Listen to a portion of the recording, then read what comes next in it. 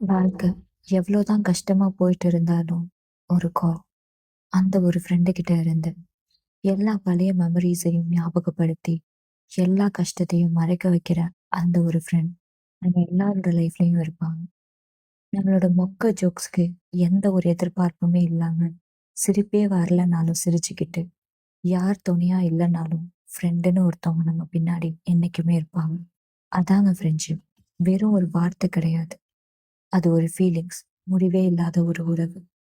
ஸ்கூல்ல லாஸ்ட் பெஞ்ச்ல ஆரம்பிச்சு டீ கடை முனை வரைக்கும் ஃப்ரெண்ட்ஸ் இல்லாம நம்மளால நினைச்சு கூட பார்க்க முடியாது.